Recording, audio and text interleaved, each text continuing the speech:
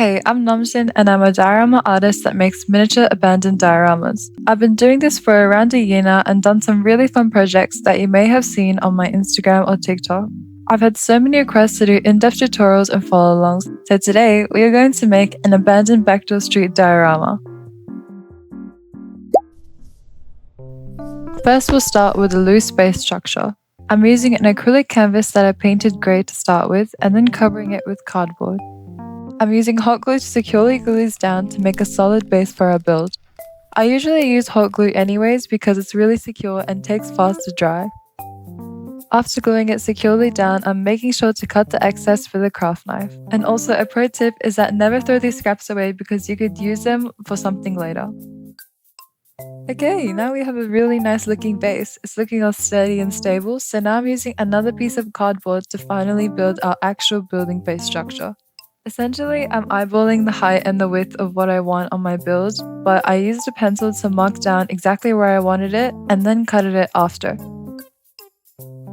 Again, we'll use our trusty hot glue gun and glue it together to create the base structure of our build. I'm continuing to eyeball it and mark with pencil exactly where I want all my pieces to go. This cardboard is just a regular Amazon box or scraps that I found before, so don't worry if you don't have anything expensive. Everything that I use is mostly garbage.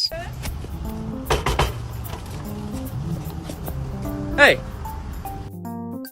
I'm starting now with the stairs because I'm making a little doorway right on our diorama.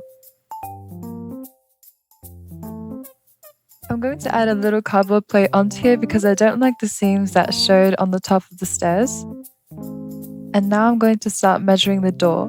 I'm using a plank of balsa wood that is really soft wood that most architects use for their models. It's actually quite useful and really moldable to cut into whatever you want. I'm marking exactly with a pencil where I want things to be, again eyeballing it, and then using a craft knife to cut it out.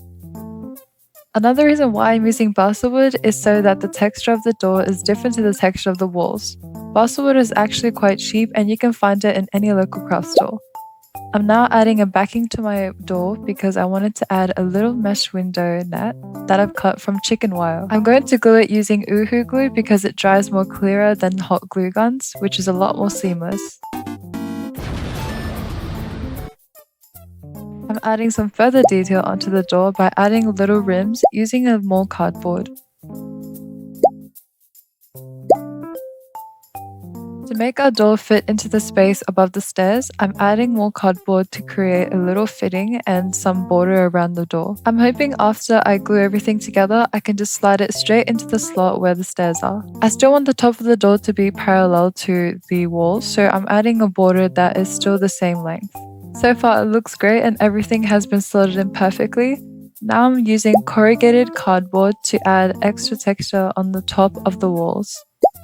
I trimmed down balsa wood into long sticks to create these, I guess you can call them like trimmings on the wall.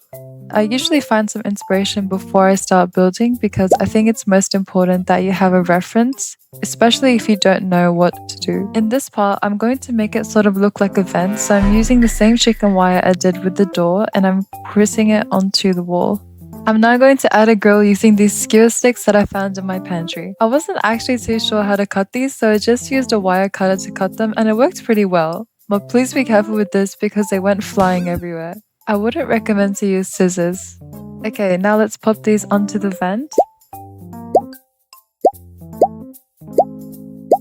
And we are almost done with our base structure. I'm going to add an outskirting onto the bottom of the walls because I feel like it's a little too plain. So again, I'm using some balsa wood. Our next step after creating the base structure is to add texture. I'm using this thing called wall filler to create a concrete texture onto my walls. Do not use your bare hands like I did here because after the next day, for the whole week, my hands have been so dry, so please do not use your bare hands and use gloves. It's probably very toxic for your skin. But let's just say I'm a professional, so don't do this at home. Now I'm going to use air hardening modeling clay to create a different texture onto my building. I'm going to use it for the floor as concrete, and then I'm also going to use it to mold bricks onto the side posts of my door. And this one is safe to use your hands with, so don't worry. I got this clay from an online Amazon store, so it's quite accessible. I recently discovered this new way to make bricks. So what I do is I smear the clay onto the surface of where I want it to be, and I make sure to cover it evenly across. Then I take a paintbrush and use the back end of it and start carving in each of the bricks. This way, each of the bricks are really even and I can control exactly where I want each brick to be. I repeated this method onto the right side of the wall as well, and then also the left side of that pillar. Air hardening clay does need some time to dry, so I just left it overnight to dry. But look at all the mess that I made from it. Whilst waiting for the clay to dry, I actually started to create texture on the stairs as well because I didn't want it to look like cardboard. What I did is that I used the same wall filler that I did on the concrete wall, and I used a piece of cardboard and balsa wood to spread it across evenly. Everything is finally all dry now, so the third step is now to start painting. I always use acrylic paints for my dioramas. What I do is I layer the paints and I create a base color first and then slowly build it up. I'm squeezing out the paints that I want to use onto my palette, and I'm making sure to also keep a cup of water next to me so I can water down my brush. I'm going to start off with the bricks first, so I'm creating a dark brick color for that. I paint each of my bricks individually, just so I can get still the definition of the mortar in between the bricks. It also allows me to have a lot more control on how I want the brick walls to look like, and it looks a lot better than painting the entire wall and then creating like a white line inside. We're going to let the bricks dry for now, and then we'll move on to painting the concrete wall. What I usually do here is I mix black paint and brown paint together, and I make it extremely watery and let it drip down the wall. It's okay if it looks messy or if it looks weird, because this wall will be covered in graffiti and stickers anyways.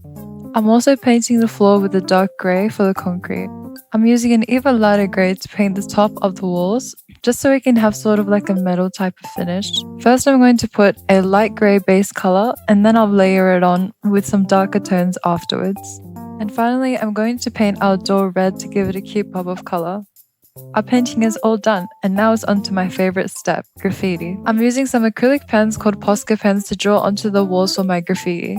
I often reference from Pinterest, so I have an attachment of a board that I have. On top of the graffiti, I print out these mini stickers and mini things on paper, and I cut them out using an X-Acto knife. I use hot glue to stick them on as well, and I have a link in the description of what I use for my prints. The scale of it is me purely just zooming in and out onto a Google Doc, so it is purely ambiguous, and I'm really lucky to actually have gotten it right. We are actually almost done with our build, and I'm adding some final touches, which is foliage. I'm using this model grass to sprinkle onto the floor and then quickly shake it down when it's too much excess. And after adding some extra fake trees and foliage, as well as some garbage, here's the final product.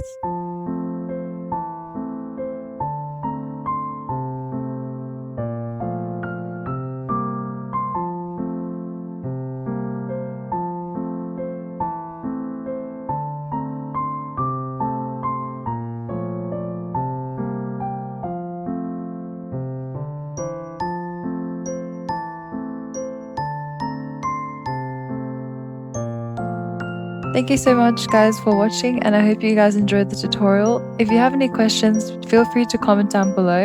And to do the garbage bins and garbage, I have a tutorial up on my Instagram page, link in description. Please subscribe, and I hope to see you guys in another video.